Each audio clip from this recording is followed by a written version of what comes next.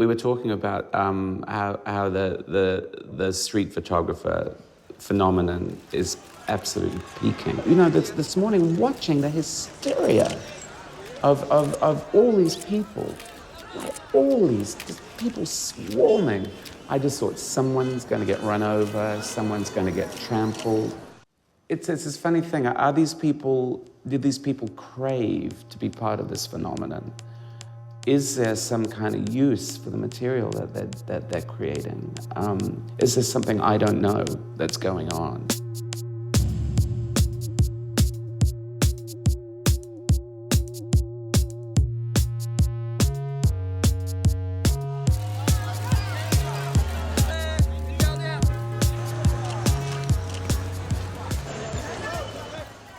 We first started filming fashion.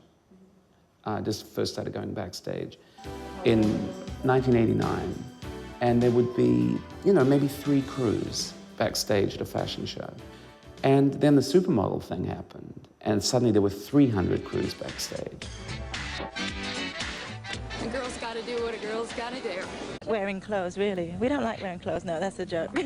Naomi, behave yourself. That was the sort of earlier version of this phenomenon, when something relatively a new way of looking at fashion exploded. The funny thing about the supermodel phenomenon when it first kicked off, well, not the funny thing, but the obvious thing, was that Hollywood wasn't giving people glamour anymore. Hollywood wasn't giving people star quality. It was giving people very earnest, brown rice, no knickers, kind of, I don't wear makeup and blah, blah, blah.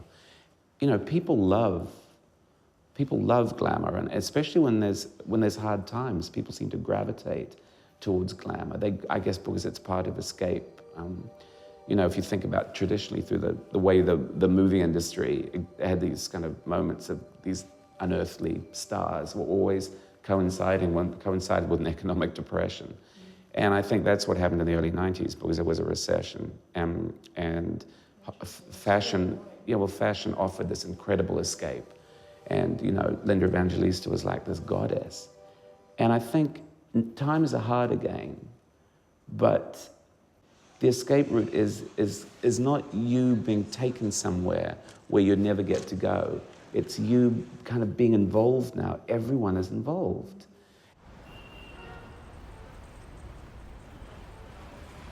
I think what's more bizarre is now that the sort of number of photographers has kind of outstripped the people, and so you see the most banal people being photographed. I feel that anyone who dresses with the intention to get photographed will not get photographed by the right people. Mm-hmm. Well, that's rather elitist. I mean, who are the right people? Well, I never dressed up to be photographed, and I don't go to all the shows and think, okay, what am I going to be photographed in today? Because then for me that would be not genuine at all. I mean, Bill Cunningham was obviously the first, but think of how many years Bill Cunningham was doing that. He shot in a different way, the things he was interested in.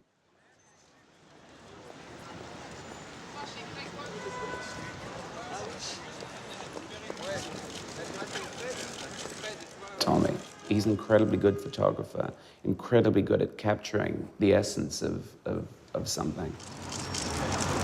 Fast fears. And he has his favorites. And so to be photographed by him, you know, I've heard all sorts of funny stories about what people will do to get photographed by Tommy, but who obviously caught when they're it's just, I find it so kind of embarrassed. I just get so embarrassed for them. Well, it feels like perhaps there's a little bit of peacocking going on now, and you know, people are coming to stand outside the shows or attend the shows just to get photographed. I think, like, you know, everything, it has to be measured. There's a lot of bad blogs, but there are some great ones. We have to do with what we're given and embrace all the new ways. The beauty of blogging is that it's so democratic. Maybe it's more approachable for viewers to identify with street style than a magazine shoot. They're dressed well, it's out there, it's easy access, you know where the shows are. I mean, I think for a lot of young photographers, this is kind of a way to get into the business. I thought, yeah, it's a great thing because I saw myself on the blogs and each season more and more. And of course now it's one of the strategies. And I always say in all the interviews that it's a great opportunity for the young designers who have no budget for advertisement, is the best way, of course. Because of the immediacy, a designer can go online and know exactly what people think about it.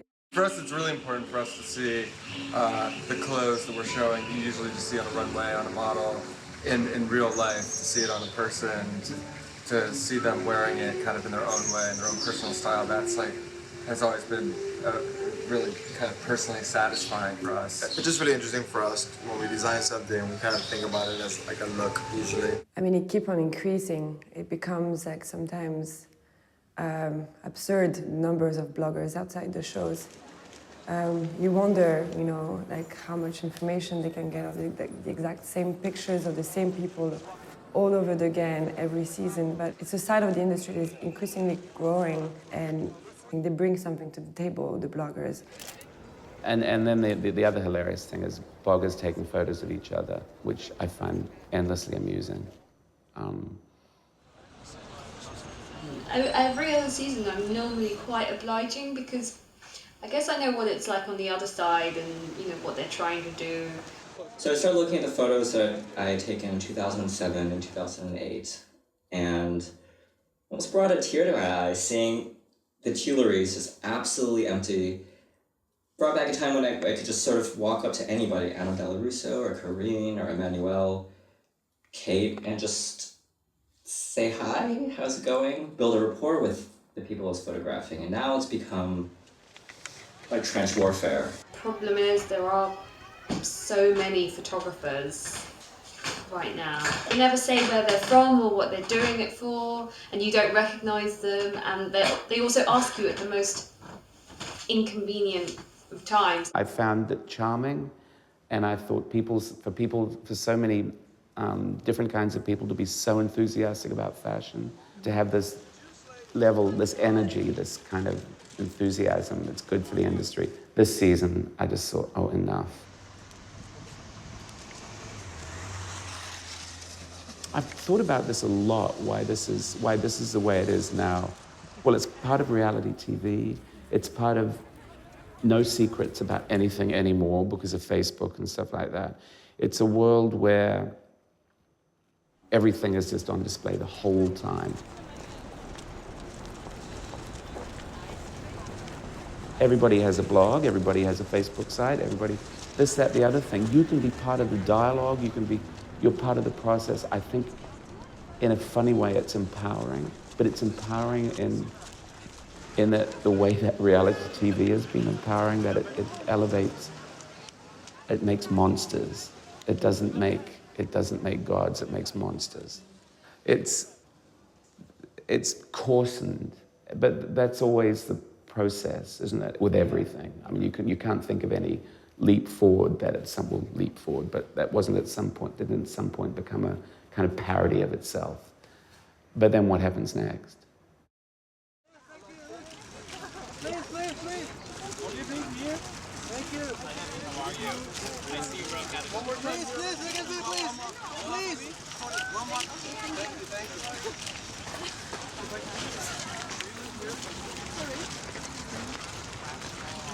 Please, yes.